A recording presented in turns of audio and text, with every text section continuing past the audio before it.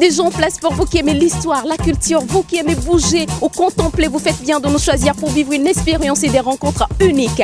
Afrobuzz Lomé vous sert de passe pour découvrir. En matière de culture, nous disposons d'une offre variée, passionnante, puisqu'il y en a de tous les goûts et vous y trouverez certainement votre bonheur. Bienvenue à vous, mes lovers. Tellement de choses à vous raconter, mais pour l'heure, je vous laisse en savoir plus avec le sommet. Afrobuzz Lomé reçoit cette semaine en invité l'artiste togolais King Mensa. Ses débuts, ses moments de gloire ainsi que ses défis, tout est révélé dans ce numéro. Afrobuzz vous fera également vivre les meilleurs moments de la soirée du mérite dénommée Jessie, tenue il y a quelques jours à Bruxelles. Nous clôturerons le numéro de cette semaine avec la découverte de la troupe théâtrale Rideau d'Afrique. Les jeunes acteurs de cette compagnie sont porteurs d'un projet de lutte contre l'immigration clandestine des jeunes Africains. Il fait partie des grandes voix d'Afrique. Il est togolais. La tradition, c'est son domaine. Il a du cœur pour les enfants. King Mensa est notre invité de ce numéro d'Afrobuzz Lomé.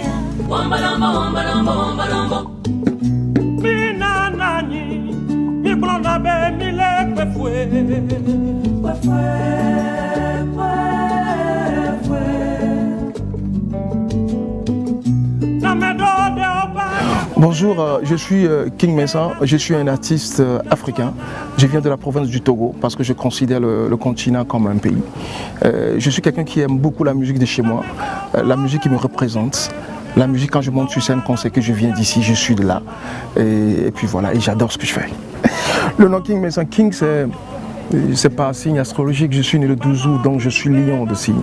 Donc le nom King est venu par là. Sinon Mensa, je suis le troisième garçon de ma famille. Dans notre famille, le troisième garçon s'appelle Mensa, automatiquement.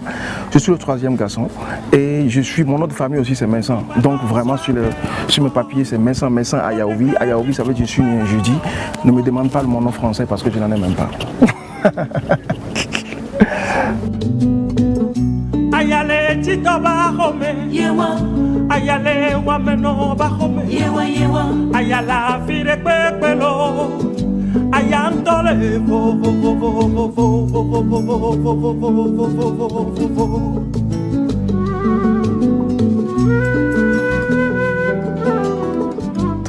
Écoute, je suis parti de chez moi, j'avais pas 20 ans. Hein. Okay. J'avais juste l'argent qui me permet de partir, mais pas de revenir parce que je suis sûr que pour le retour, je trouverai ça ailleurs. Écoute, j'ai fait la Côte d'Ivoire d'abord, après j'ai fait Danemark, j'ai fait Allemagne, après Allemagne, je suis parti au Japon. Au Japon, je suis resté en France pour 10 ans. Et c'était pas facile comme je disais tout à l'heure, mais en même temps, je ne suis pas quelqu'un qui garde, je ne joue pas avec les mots difficiles, quoi. Tout ce qui est difficile pour moi, ça sort sur un autre chemin que j'adore, que j'apprécie. J'avais tapé toutes les portes d'avoir un producteur. Ce n'est pas ma voix qui les embêtait. Pour eux, j'avais une belle voix. Mais de l'autre côté, c'est ma musique qui les embêtait un peu. Parce que les gens voulaient par contre que je fasse la musique qu'ils veulent. Or, je suis quelqu'un qui fait mon lit comme je me couche. Je n'ai pas envie, je ne suis pas né pour satisfaire les autres. Je dois satisfaire les autres, mais je dois quand même commencer par moi-même aussi. Là, ma musique, n'était pas du tout facile au départ. Quand tu parles de la musique togolaise, les gens disent c'est quelle musique, c'est Agbadia, c'est Kamon et tout. Et je me suis dit, c'est la musique là que j'ai envie de faire. C'est cette musique là que j'ai envie de promouvoir. Et aussi, je dis que ce n'est pas Johnny Hallyday ni Michael Jackson qui va venir chanter Agbadia ni Kamon pour moi. Donc c'était un peu ça à mon début. Je suis un peu têtu. En plus, être le dernier de la famille, je suis un peu têtu et je me suis accroché vraiment à ça. Et aujourd'hui, tout le monde voit ce que ça donne.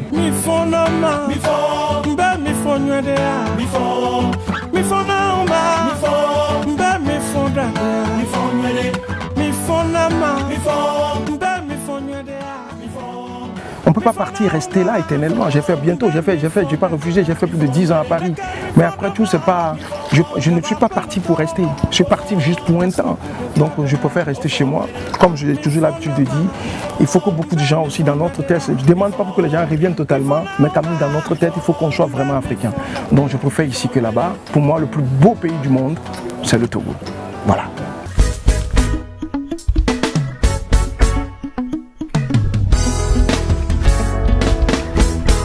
Atigan de kanenye, nesi jae gome mi benado we jomu gloya, neke woke mi Atigan de kanenye, tokusu wa gome mi benado.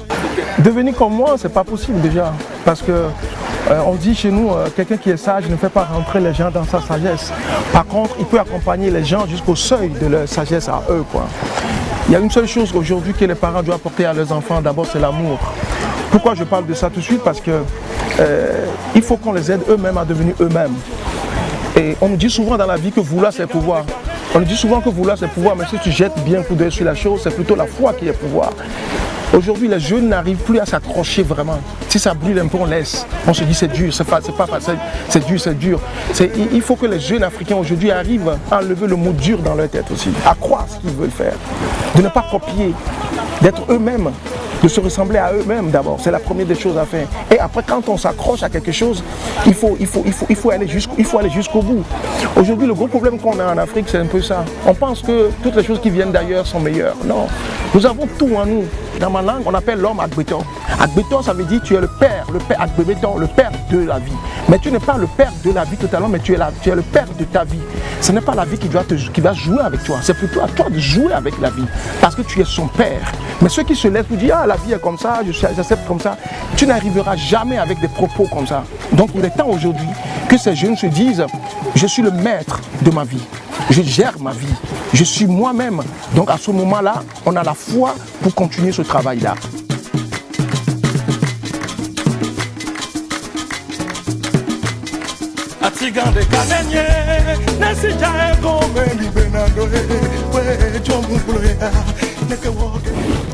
N'oubliez surtout pas, l'Afrique c'est toi, l'Afrique c'est moi, l'Afrique c'est nous.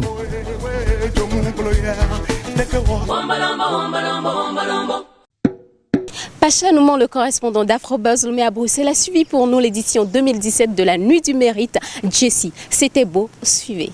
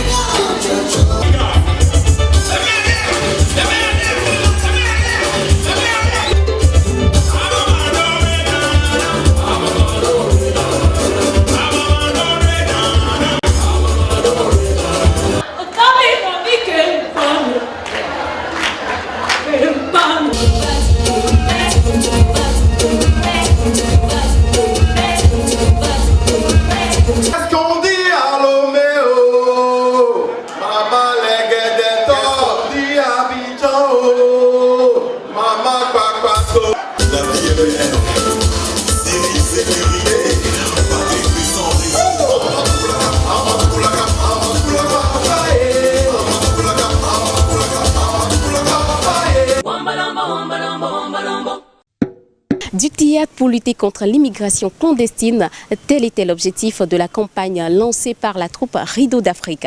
Ils ont eu à sillonner des écoles, des lycées, des universités du Togo avec le même message: jeune africain, tu peux réussir chez toi. Quelques extraits. Ne partez pas! La vie est un combat, ne baissons pas les bras. Quoi qu'il en soit, mais acceptons. Apprenons à souffrir pour qu'un jour nos enfants puissent sourire. Vous partez? L'Afrique, qui viendra la bâtir? Jacqueline Salah est coordonnatrice du projet Théâtre Forum contre l'immigration clandestine. Bonjour Jacqueline. Bonjour Bénice. Comment tu vas? Je vais très bien. Alors comment ça se passe? Tu vas nous parler un peu de la troupe Rideau d'Afrique, ses origines, son histoire. Ok, je commence. La troupe théâtrale Rideau d'Afrique est une association de jeunes étudiants de l'université de Lomé. Nous avons décidé de mettre ensemble nos talents pour promouvoir la culture de la scène et pour passer des messages à travers le théâtre. Alors nous sommes un groupe de 6 personnes composé de filles et de garçons et tous étudiants de différentes facultés de l'université. Vous avez un projet phare qui est le Forum Théâtre contre l'immigration clandestine. D'où vous est venue cette idée? Oui, justement, ce projet de Théâtre Forum contre l'immigration clandestine, c'est celui sur lequel nous sommes en ce moment. Nous avons remarqué d'abord au campus que plusieurs jeunes sont intéressés par les loteries Visa. Plusieurs jeunes ont tous envie de partir. Et nous nous sommes demandé, mais pourquoi les étudiants, au lieu de préparer leur avenir, ont envie de partir? Berceau de l'humanité, le continent le plus convoité. L'Afrique, saignée par la traite négrière. Aujourd'hui, ravagée par des guerres. La pauvreté persiste. Le développement résiste. La situation sociopolitique dans tous les pays d'Afrique demeure critique. Nous avons ajouté à cela sur les médias les différentes informations. Nous voyons chaque mois, chaque année, le nombre qui augmente, le nombre des jeunes qui meurent à la mer dans les déserts qui augmente.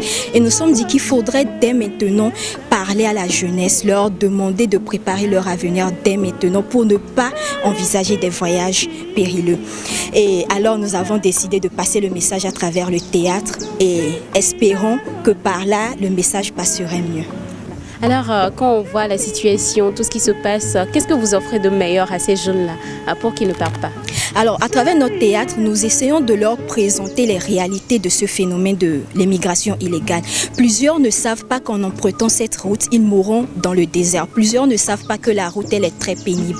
Alors, dans notre pièce, nous essayons de leur présenter les différentes étapes de ce processus. Et ensuite, face à cela, nous leur demandons d'entreprendre dès maintenant.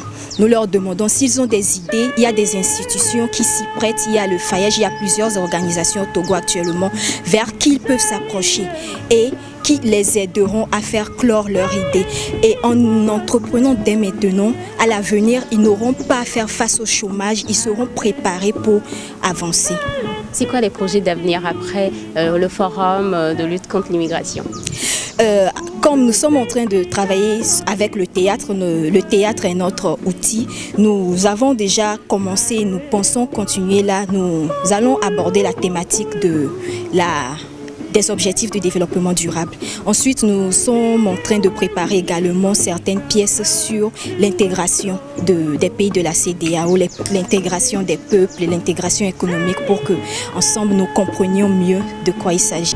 J'entends le vent frémir, mon espoir dormir, mes couleurs se ternir, mes illusions me trahir. Mais pourquoi?